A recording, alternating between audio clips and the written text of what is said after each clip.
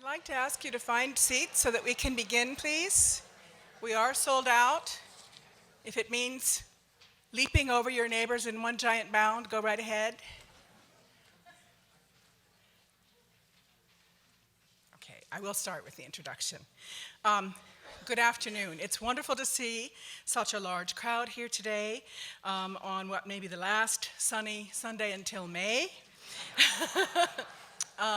If we haven't met, my name is Mary Beth Graybill, and it's my pleasure to be the Arlene and Harold Schnitzer Curator of Asian Art here at the Portland Art Museum.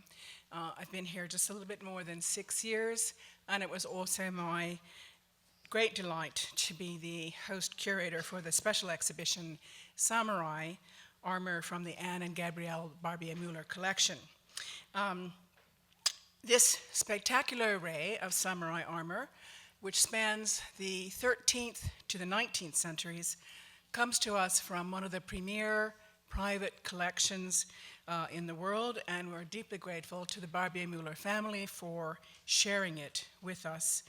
Portland is the first West Coast venue for the exhibition, which has now been seen by, I think I'm close to the mark, some 800,000 people in Paris, Quebec, and Boston. So on behalf of the museum, I'd like to thank the many generous individuals, several of whom are with us today, whose support made it possible to bring the Samurai exhibition to Portland, as well as the Japan Foundation, and my thanks to our Consul General, Mr. Furusawa, who's worked tirelessly to help us get the word out to the community. Today's lecture is the first of many programs scheduled throughout the run of the exhibition. Later this afternoon, in fact, we have to turn this auditorium over to the Northwest Film Center for the first film in the Samurai Cinema series, Kurosawa's Ran. A full list of programs and co-sponsors can be found on the museum's website, and I encourage you all to check there. I have one housekeeping matter. Please turn off all cell phones and other electronic devices, whatever you have that goes buzz or whir. And I'd also like to ask you to refrain from taking flash photographs during the lecture, since that's disturbing to your neighbors.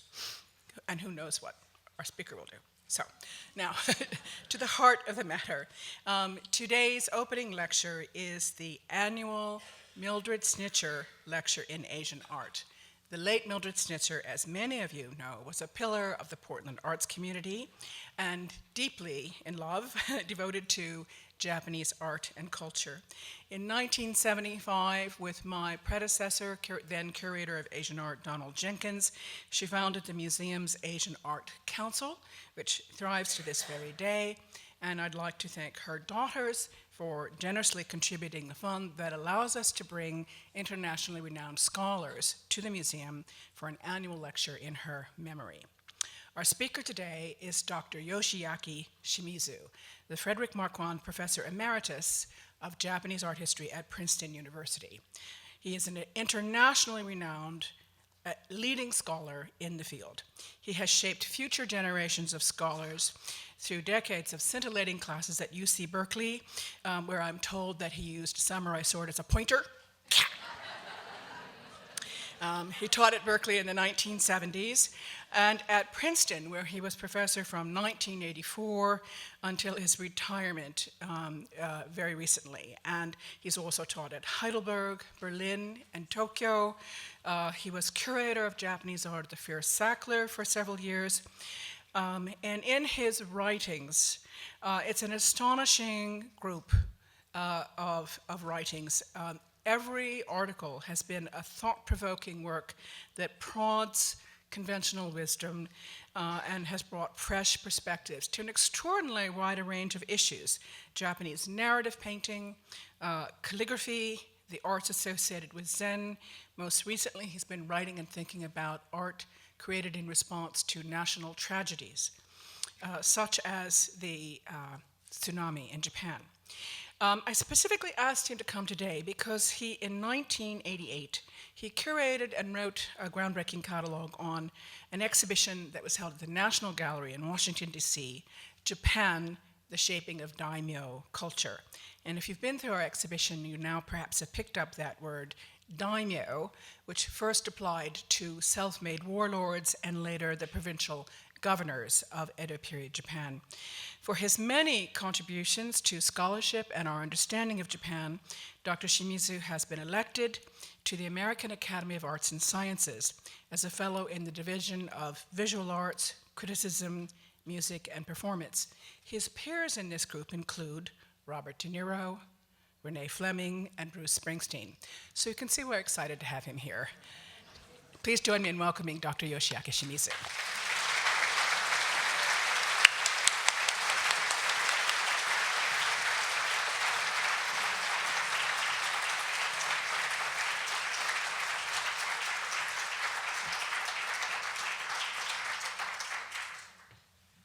I am the odd man out.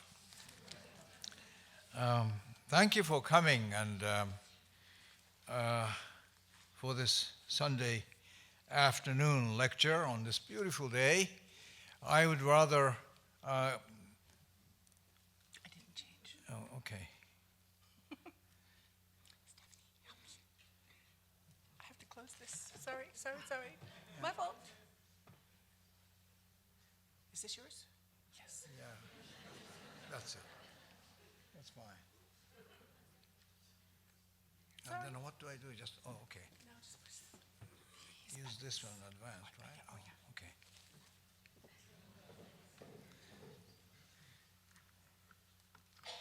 Beautiful display. I would like to congratulate Mary Beth for this wonderful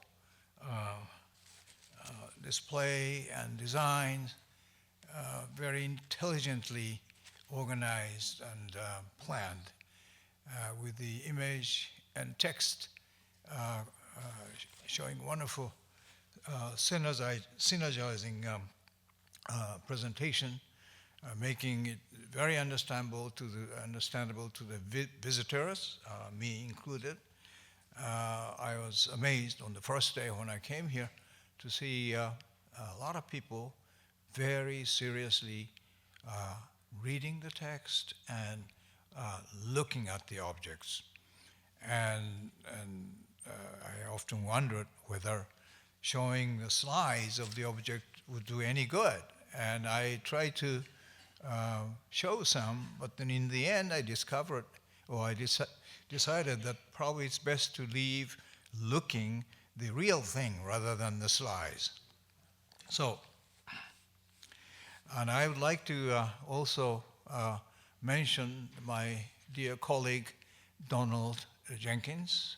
Is Donald here today? For the wonderful groundwork that he has laid in Oregon, the state of Oregon, and I am extremely pleased that my talk here, coming all the way from the dump of New Jersey, a lot of people are willing to hear my talk.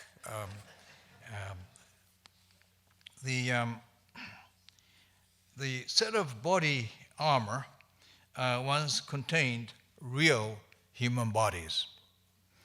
And even though not all of the body armors you see downstairs are from the period I'm interested in talking about, but largely they are probably ornamental productions made long after the warfare, traditional warfares, more or less disappeared from the face of Japan, and Japan began to go into a kind of period of self-reflection during the Edo period, that is to say, from the early 17th century on.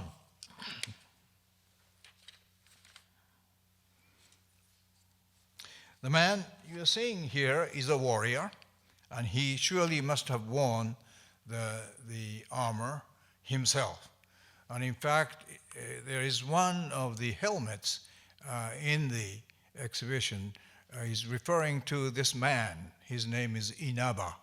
Inaba's name is mentioned in the catalog and also on the labels. And he's a remarkable warrior, once a priest, but then he decided to return to the real world after being called upon by the family to look after his estate and also those who relied on their own welfare on the administration of the estate by him.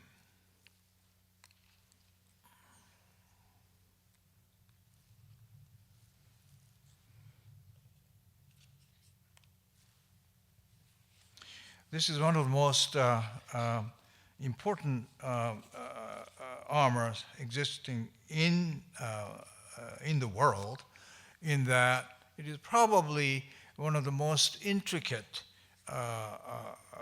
process of production that the works reveals, a combination of metal work, lacquer work, and woodwork, and also the textile. These are the extraordinary combination of crafts that went into the making of this armor, which dates from 13th century, and there is something similar downstairs. This one is in the Shinto shrine in Japanese collection. The conspicuous absence from the show downstairs is the Japanese swords. Any exhibition that deals with Japanese arms and armor show, in fact, as a showcase pieces, these deadly swords. And like the sword's allure among the peace-loving citizens must be very complex and conflicted ones, like the swords of Damascus. The legendary status of Nihonto, or Japanese sword, was already known to China as early as 11th century. This is long before this particular sword, which probably dates from about 14th century, in the Hosokawa collection in Tokyo, came into being. There was a great scholar, Chinese scholar and poet, by the name of Ouyang Chu, who lived from 1007 to 1072, thought that since the magical sword of China in the domain of Guanyi, which is in the remote region of the west of China, known for its ability to cut and burnish jays, is no longer accessible, the only swords that can do the same will be that of Japan to the east. Besides, he said in his own poem, the Japanese swords are inexpensive and easily gotten hold of. He describes the Japanese sword this way, quote, "The sheath is decorated by fish skin." Probably it means the shark skin. The yellow and white parts are mixed by copper and pyrite, the fool's gold. 100 gold can get it if you travel east to the island country.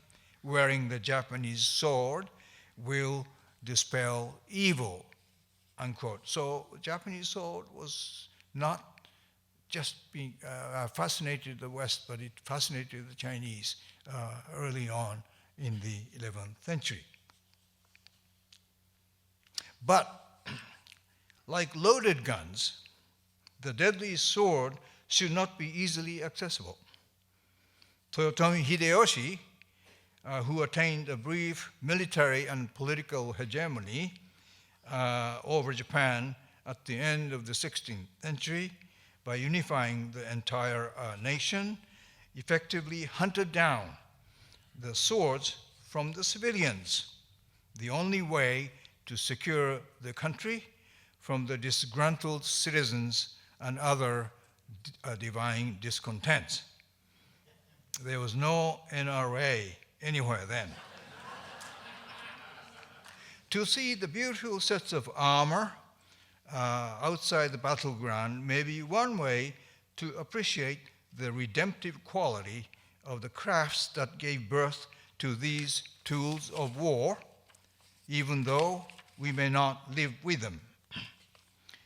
It should be equally important to acknowledge that the armors are now faceless, and to make sense of what sort of a society made it possible for these pieces of armor to appear, be used, and to endure for many years. It might not be a bad idea to imagine, when possible, the faces of people who wore them as well as those who had made them.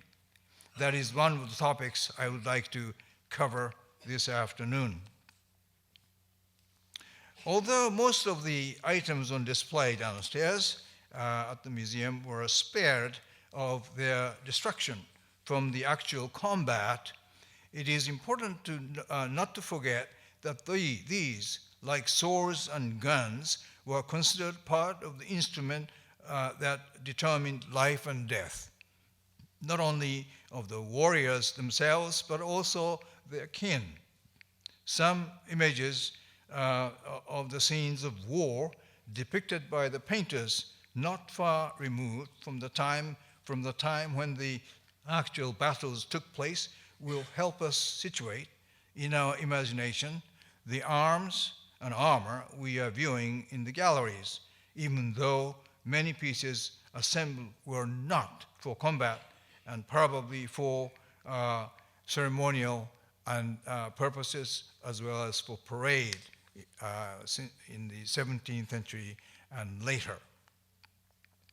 Here are some narrative scrolls that I would like to show from Japan's past that vividly describes the bloodiness of the war that accompanied these armor. This is the sword handle, how Japanese would appraise the value of the sword in terms of how old it is and also who made it. And there is always a signature that you can detect by the swords connoisseur. The swords connoisseur was a very lucrative connoisseurship, created a very lucrative profession in the 17th century. Some of the great artists, painters, calligraphers were sword connoisseurs. So we go back to this extraordinary oyoroi, the great armor, and this is how those things are worn in the 12th century. I'm going to show you a series of slides. Can you all see what's going on? This is the mounted warriors wearing the same kind of armor that I just flashed prior to this particular image. This is a war that took place in the late 11th century and early 12th century in the north. And this is the battle that took place in the mid-12th century and again taking place in the north. The kind of realism of art, of painting, began around this time in Japan, the 13th century recording, pictorial recording of the battles that took place in the north.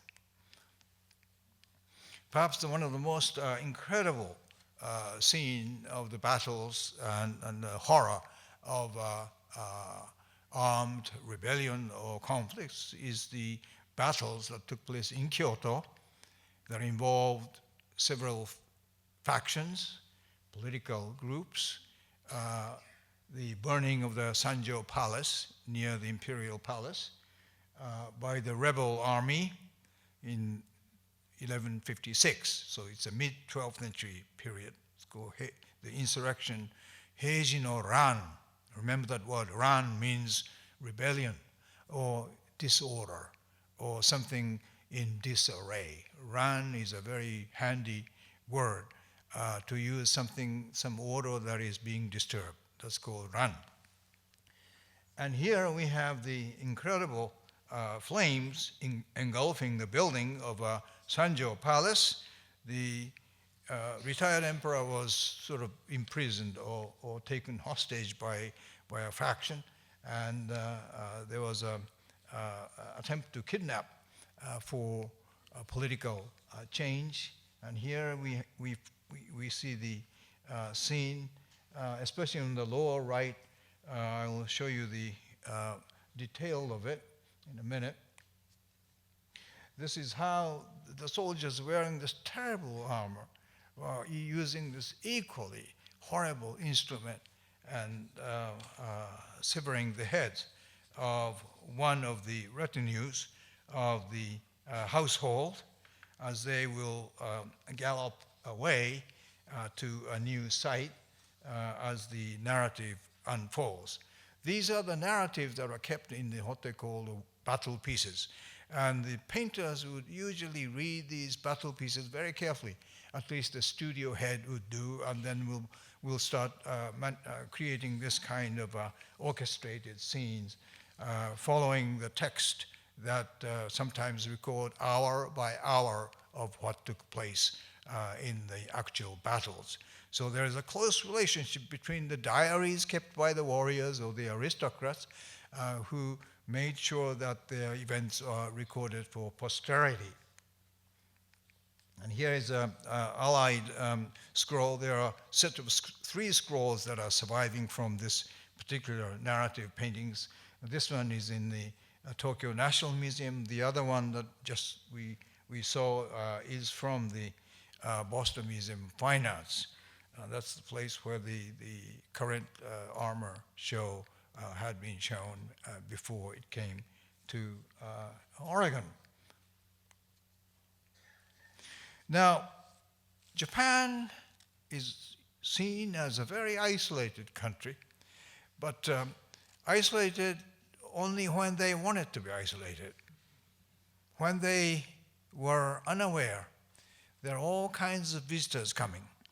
And already around 4th century, probably AD, there were visitors, very aggressive visitors from Peninsula. And it's very likely that the mounted warriors from the Peninsula came to Japan and brought horses from the region of Puyo, which is the Liaoning area of the Liaoning Peninsula in northeast China. This is a wall painting found in a tomb in Kyushu called Takehara tomb. And there you notice, I'm trying to see if this is you see these new weapons is something I cannot, my son can do it, but not, yeah. Anyway, you find the figure under those pair of asymmetrically placed tree-like shape. There is a figure that it seems to be wearing boots-like outfit, and then there is a long helmet. And then what he's doing, he's trying to bring the horse off the boat. And very schematic drawing, to be sure, but you can see something of a horror of seeing the galloping horse by this painter, anonymous painter. We don't know who did it, but then there was some extraordinary event that took place at the time when somebody came from outside and landed in Japan. It's a very controversial subject. My colleague is now interested in this kind of subject because there are certain taboo connected with this topic of whether the early control over the archipelago was exercised by the indigenous population or from the visitors. I mean, this is a very tricky subject, but this is the kind of problem that the archaeologists are struggling with. And here in the 4th century, 5th century, there is a very active commerce and relationship between the peninsula of Korea and then Japan, and then again in the 6th and 7th century, very active connection with Korea and China through the coming of Buddhism. And so Japan, whatever happens in Japan has to be seen in the context of what the outside world is doing and how Japan is reacting to it.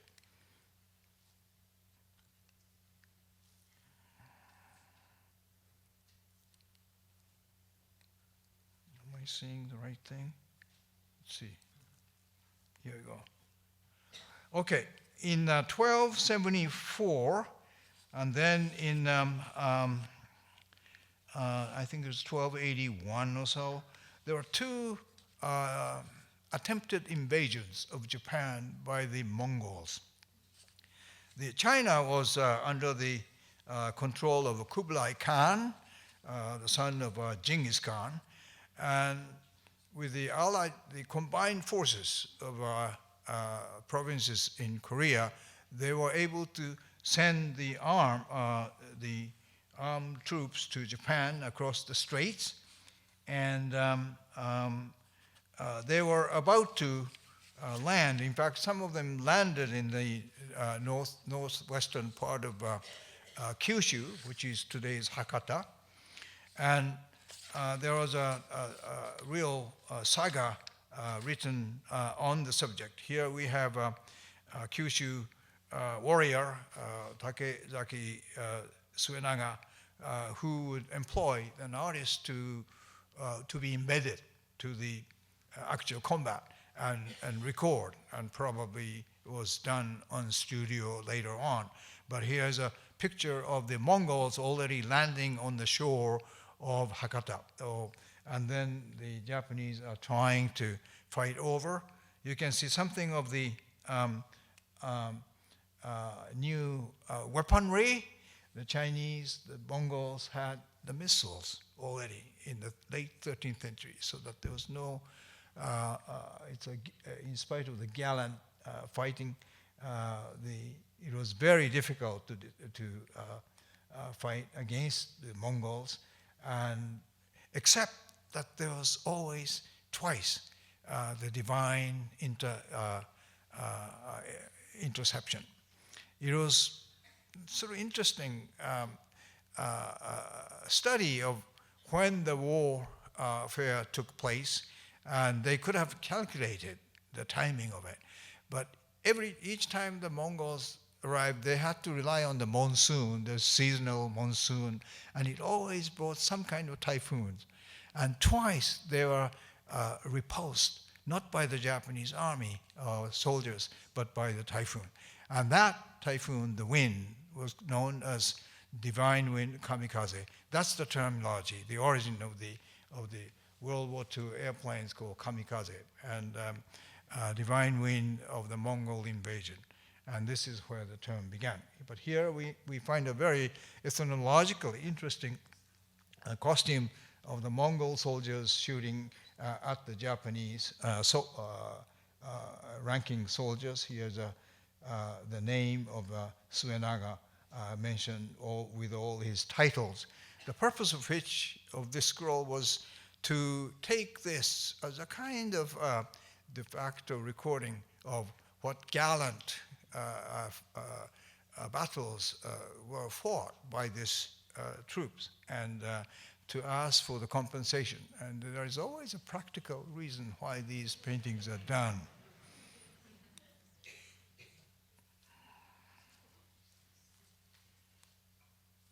Here's a Suenaga again, marching along. Right in front of, from a kitchen window, there is across the street, there is a moat like this, and whenever I see that moat, the fence, stone fence, I think about this painting. And here is the almost half portrait depiction of the leading warrior. And then the group of sort of diehard soldiers trying to attack the Mongol ships, and this is how the soldiers are about to go on board and attack the enemy soldiers. All of these are recounted in the annals called Genko, the history of the Mongol attacks. These Japan is full of these recorded annals of the war. And here's another site, and it's a great, interesting study of what kind of ships were created and were sent to attack Japan from Peninsula and from China. And then in this late 16th century, I'm jumping a little bit, in the after the war years, final resolution came in 1610.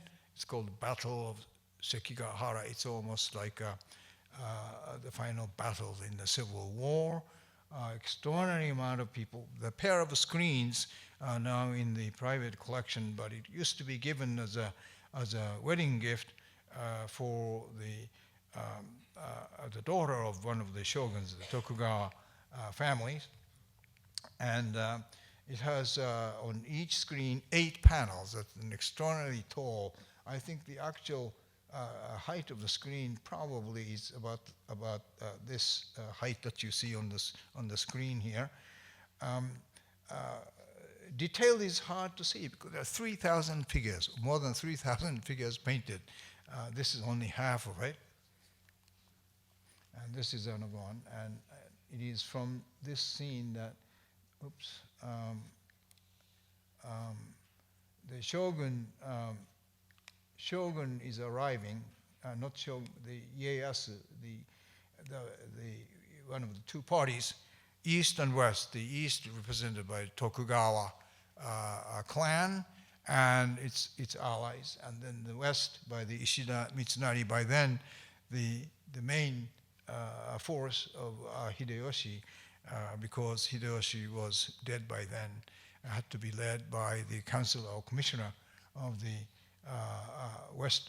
Western Alliance of the warlord, Ishida Mitsunari. This was a decisive battle fought. The period was not as long as the Civil War in America. It was about less than 2 years. But it did take place near Nagoya in the Gifu. If you get on the Shinkansen, get off at Nagoya, and then station, and then take a local train, and you can get to the Sekigahara. But there's no visible monument that marks that this is a great battle site. It was an extensive period. What really ended the battle very quickly was the use of firearms. One of the parties that was to be loyal to the Western army, Kobayagawa clan, had the series of guns made, and as you probably heard, that the matchlock rifles or guns were imported to Japan as early as 1543. It's almost 60 years earlier than the battle taking place, and how the Japanese responded to the fortuitous arrival of firearms was in this little island off Kyushu called Tanegashima, and the name Tanegashima is given to this matchlock. From 1544 to 1544 to 1554, the 10-year period, that copies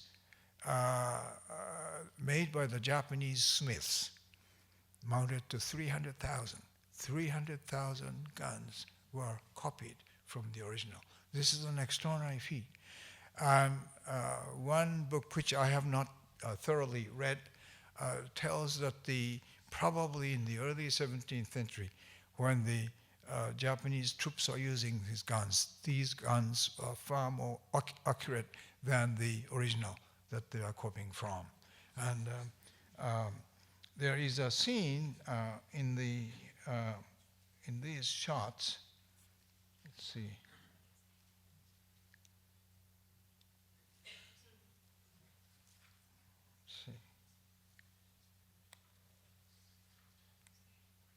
Okay, now if you take a look at the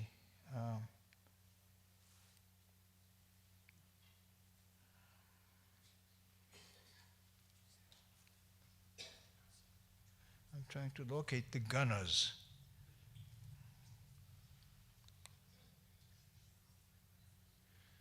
They are like ants in the ants' hill, you know.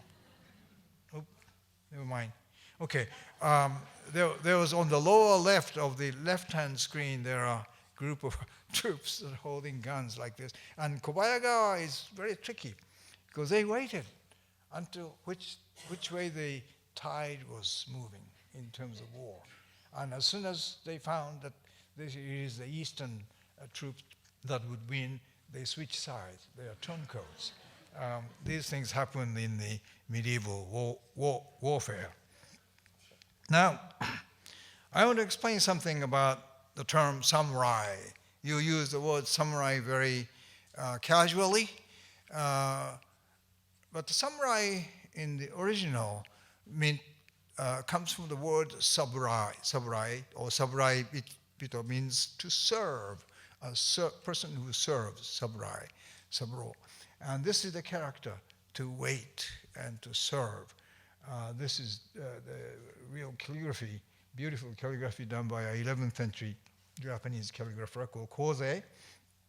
And this is used to indicate from the very outset the person who served. I think in the about 10th, 11th century, it meant the person who was responsible for guarding the imperial palace buildings, including the mansions of the empress and their collateral family members. But by the 12th and by the 13th century, it began to become a little bit hereditary, and the aristocratic class of warriors began to use this term, and samurai began to indicate or designate the upper class warriors. So it was not until the 13th century or even early 14th century that this particular character, which meant originally to serve, began to have the military connotations. Another word for samurai is written this way. So if you want to practice calligraphy, use this one because it's much simpler. That is also read samurai, but also it's in the Japanese pronunciation, which inspires by the original Chinese, is pronounced shi, S-H-I, and the Chinese would pronounce this shur, S-H-I-H, shur. And it is an older word in that this term was used in the 5th century BC in China as a term to indicate a very special class, upper class Chinese who are privileged for their scholarship, and whether they were associated with the armor and armed forces is difficult to say, but it meant something that's special. And in modern days, this term is a suffix or attached to a special profession, like kaikeishi means accountant, bengoshi. These are the special terminology to describe that this person is a professional person, able to exercise all the particular talent. So this word shi is used, and also indicates a term for scholars and also the buddies. When you share the same values of things, this is the character that is used, doshi, and so on. So there are two ways of saying samurai, but the meaning is pretty much the same in Japan at the moment. This is an unusual picture. You think that the Japan and American diplomatic connection may have really started after the Meiji Revolution, but it wasn't. In fact, the Tokugawa government, before its dissolution, sent their first envoy to America. And that was 1860. That's about several years before the Meiji Revolution took place. And here is a picture of the 4 official names known, the main delegates here, and then assistant, and then the censor. A very interesting history is written on this. It's called Mangen Gannen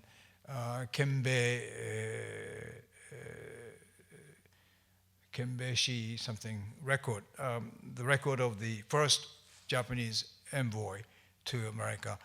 In the most extraordinary museum called the Museum of the City of New York, did a wonderful exhibition about several years ago, and I was able to go to visit, and it was great to see John Lindsay's photograph along with his pictures of the samurai. And this is the way they marched into the city in 1860, the Bakufu Japanese envoys. They also had, these are the etchings made, printed in the newspaper in London as well as New York. There are several versions of it, but let me show you. This is the very arrogant representation of how Japanese envoys are received by President Buchanan. And here's a tall man who stands here, the President Buchanan. Here's the Japanese delegates. This is the young man who was given the English name Tommy. He was an interpreter. He apparently picked up the English language somewhere, and then he was hired by the Bakufu to come along. And he is one of the most popular persons within the delegate, even though it is very hard to find his name in the official record. And here is the first banquet at the White House of the Japanese delegates. And then here is the presentation of the treaty from Japan to the United States, the Treaty of Amity and Commerce. And that was the person why the Bakufu sent the delegates. And here again, the Washington's official reception of the Japanese delegates by the dignitaries. Some of the accounts of the Japanese delegates, not only of this particular mission, but also later on, the Iwakura mission that will take place later, has a very interesting account of how, apart from the official delegates doing the business with the American counterpart, what they were doing while they are not really involved in the official activities. They were great artists. They were copying the gaslight and doorknobs and all these incredible products of the American architecture and domestic implements. And they become the basis for part and parcel of the Japanese modernization. It's a very carefully scrutinized study of whatever they saw in the rooms. And this is probably what we have to be doing with a snap camera if we go up to the moon or somewhere and find another world. Here is the time when the delegates were off the official schedule. They would be lured to the sugar refinery factory. So here is the Japanese delegates visiting. So you can see this kind of interesting interaction between the US and Japan, Japanese delegates occurring in Japanese, very curious about how the sugar is refined, because sugar is just frightfully expensive in Japan. And this is how the ship Powhatan is depicted later on, after the trip was over, by the Japanese painter. Now I come to a very crucial subject that I am focusing my talk this afternoon. It is how conflicted and I would not use the word confused, but how tragic it was for some leaders of the Meiji revolutions to choose different values from the particular precepts and attributes of a samurai. They were taught, they have practiced all kinds of precepts to be practiced as a model that should be followed by the latecomers. And one of the most important persons that come into the picture is this man called Saigo Takamori. Let me read something that was very pertinent.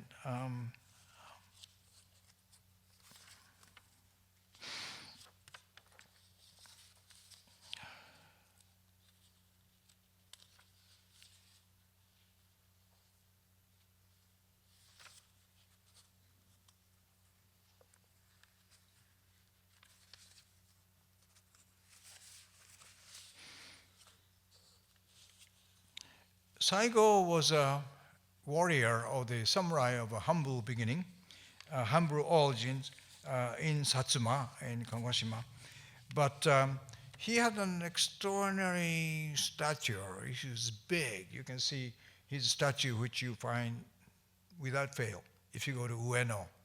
Before you go to Ueno National Museum, look for this statue. Then you know who he is.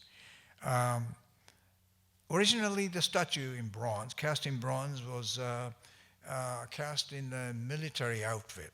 But then somebody advised, no, we don't want him as a rebel, soldiers, but show him in the rabbit hunt. And this is the picture of Saigo in his home province hunting for rabbits and with his faithful dog.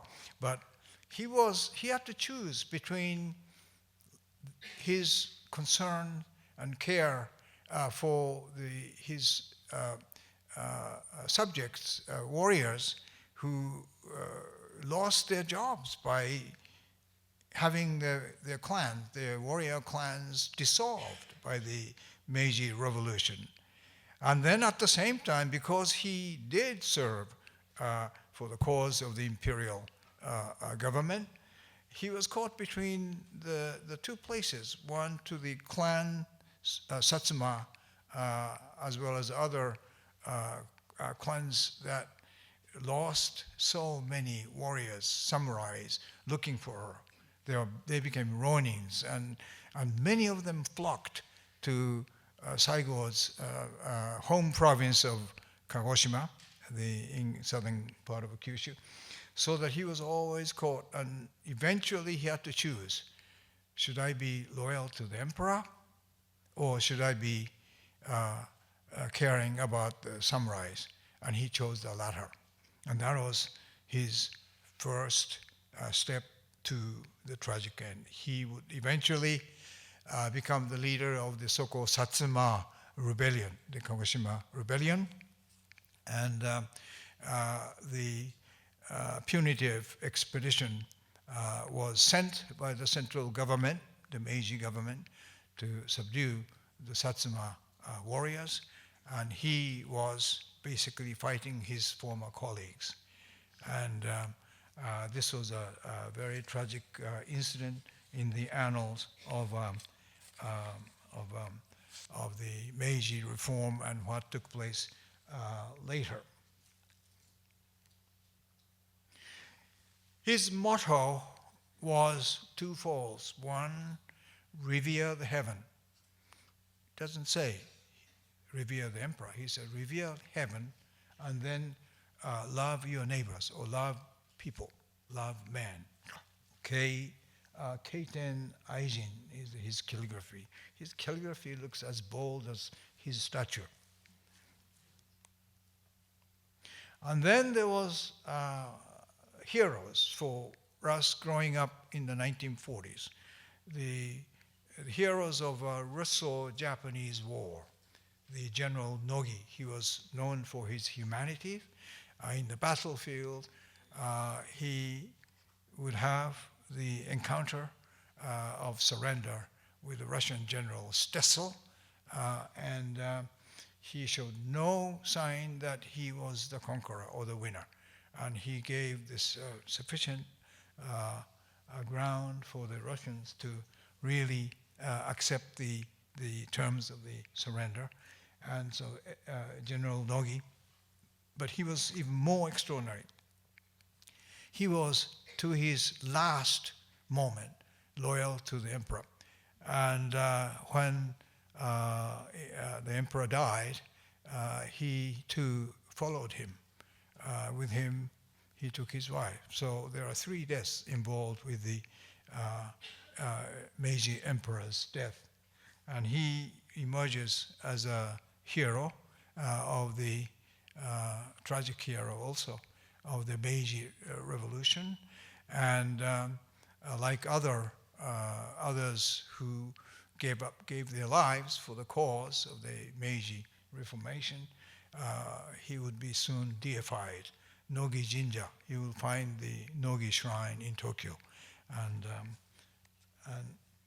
then we find at the time of the post-Meiji Revolution, a group of young samurais who would pursue artistic career. He would go to Holland and this artist, and he would return within a few years, but he's the one who really takes notes of what's being drawn, what's being painted in Europe, in Holland and Belgium, and he returns with that knowledge. Long before the Tokyo Art School was built, in Tokyo College of Arts, they began oil painting division, the Western style painting division. But here is a samurai holding, I think, not his paintbrush, but the sword. And then comes General or Admiral Togo. He's another hero for when we were growing up. He was the one to lead the Japanese fleet that would eventually defeat the Russian Baltic fleet in the Strait of Tsushima off the coast of Kyushu and southwestern part of Honshu. And he would will not take his own life. He would become, I think, the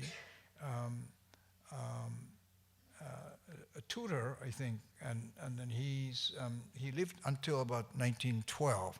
Togo, Admiral Togo, is and a group of his descendants would choose a diplomatic career, and some of them are still serving in the Foreign Office. And then comes, after all this glory of Japan's modernization that gave Japan arrogance and self-importance in the Pacific, Japan loses a war in the major defeat in 1945. So we are now spanning almost 50 years since the time of Admiral Togo. I went to Hawaii a few years ago and stood on the spot where the treaty or where the instruments of surrender was signed. And the newspaper photographs really shows a rather large area, but it was a very, very small area. I was really amazed on the battleship Missouri.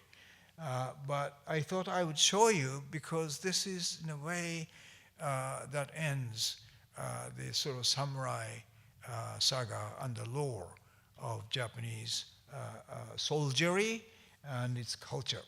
This is the scene where McCarthy is standing and Umezu and Shigemitsu are now in a formal outfit. They're stooping over and signing it. So another hero appears. And he was, for a while, our hero because he came in, he tried to control the uprising, and he was very successful. And he even met personally the Emperor of Japan, who lived just across from his office, which was in the building called Aichi building, the first life insurance company in Tokyo. And even though he was dismissed by Truman. For some Japanese, including me, General McCarthy is somebody who really protected Japan. And so we have different kinds of soldier or samurai representing America who had certain eccentric quality about him, but still he was an extraordinary soldier and a great general and a leader. Now we go back to this great battle that ensued in 1610. There are many other battles, but there are a number of books that recounts the Japanese great battles of Japan fought.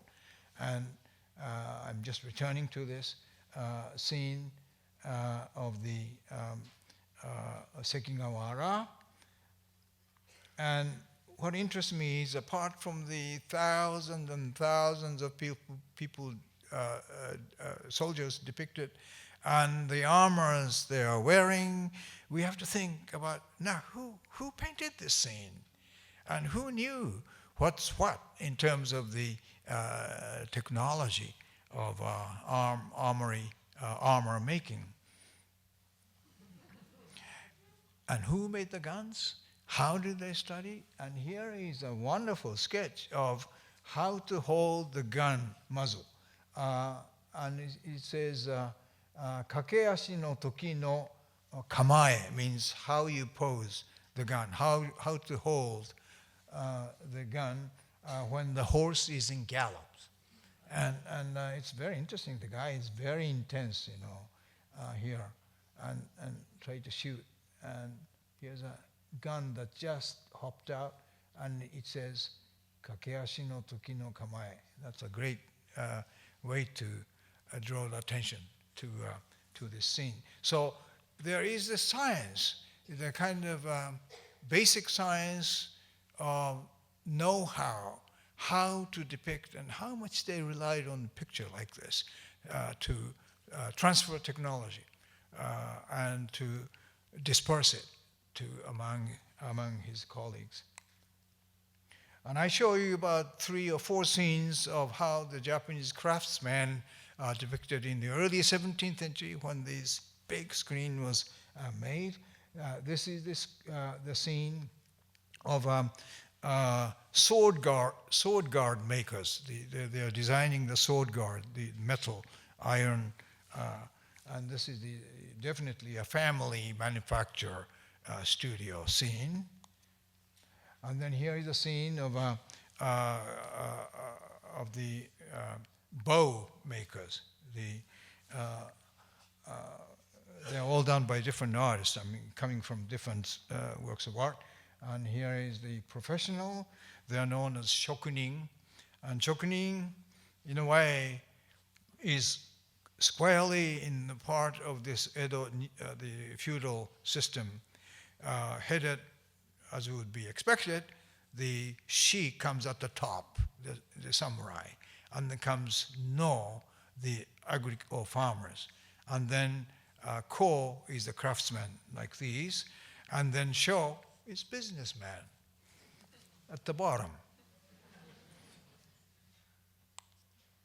And here the painter's studio in the 17th century.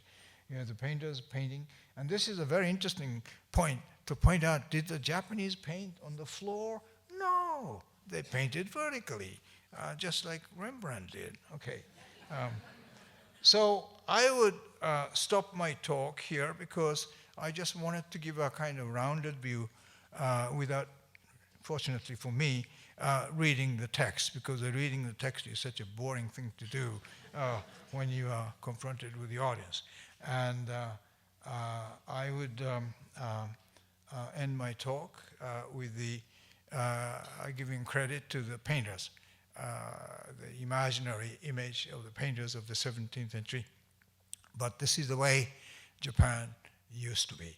And now it will be very difficult to find this kind of a Japan when you go to Japan. All right. Thank you.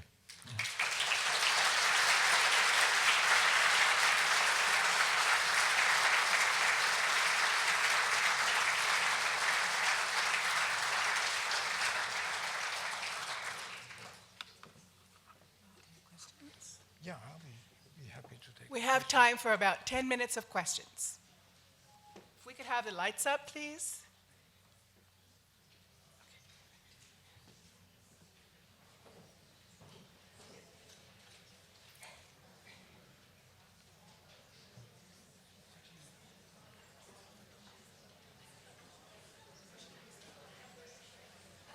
Yes.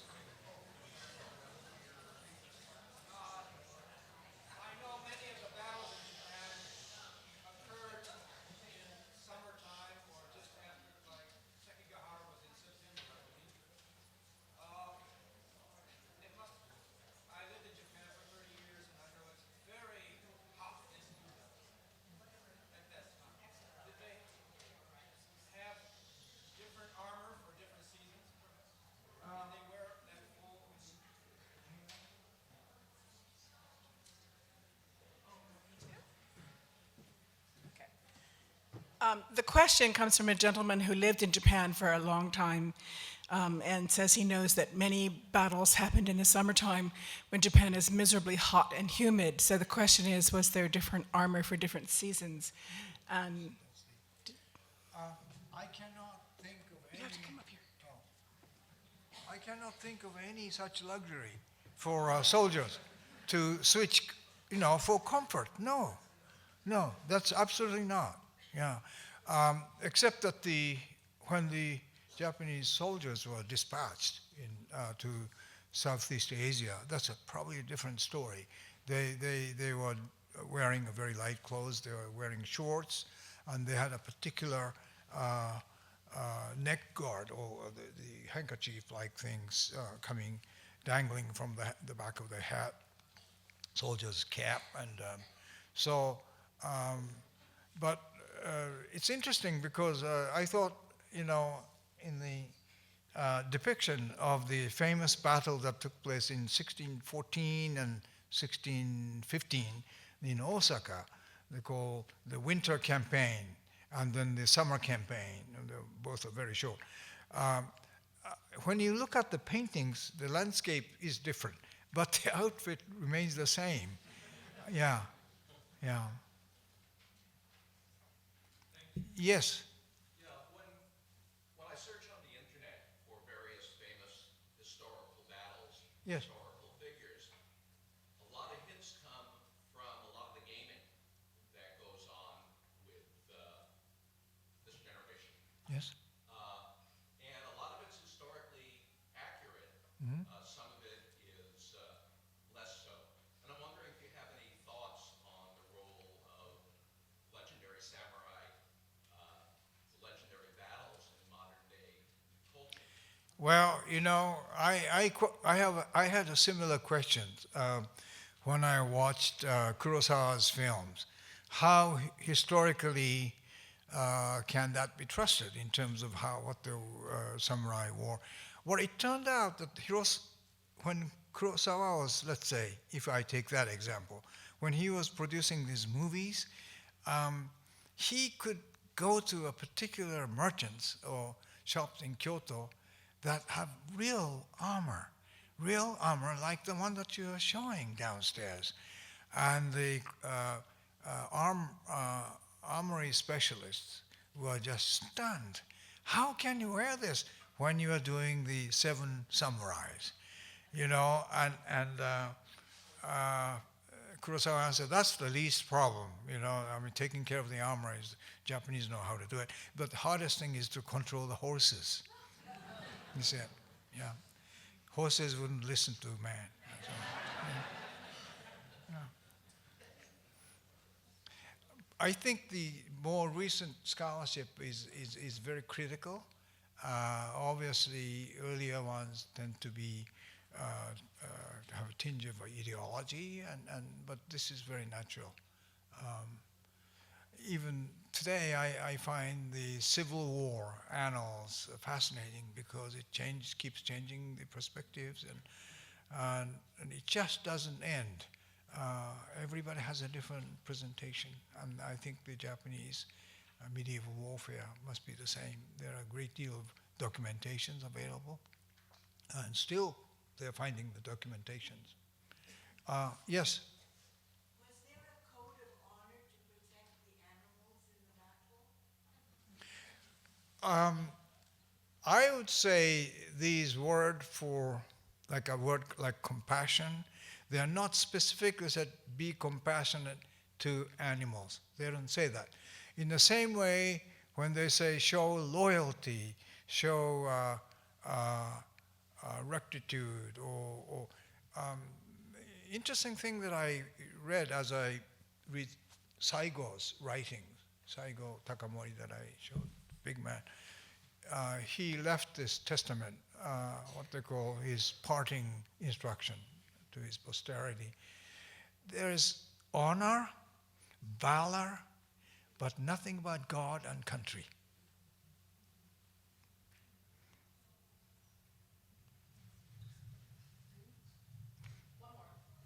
Yes. On some of the armor, there are Sanskrit images or Sanskrit writing that's related to Buddhism. So, can you speak to how Buddhism, was it a forced religion? Was it easily adopted? And were there other connections to India? I think the use of Sanskrit is straightforward from the already existing Buddhist culture, and then all the linguistics that it involves. Many of these Sanskrit characters are what they call shuji, the symbolic character that stands from the sound of it to stand for particular deity, like Achala standing for the immobile ones, the ferocious, one of the bright kings. But the Buddhist connection is very important. I'm glad that you point this out, because at the time when the warfare became extremely dangerous and more deaths recorded, particularly not just the soldiers, the samurais, but also their kin, the Buddhism, the faith in the Amida Buddha begins to increase. There is a more and more intense faith mentioned of the salvation in the next world. So the severer the battles, the more faith was required. You probably must have watched the television series called Shogun. There is a scene of some servant who made an error in not taking care of the prey. I mean, the birds hunted down, and then the bird went wrong. I mean, went bad to eat, and then he decided to pay with his life, and he was so happy to die because he could go to the paradise of Amida sooner than otherwise he would choose. Today you have a better sense of judgment about these things,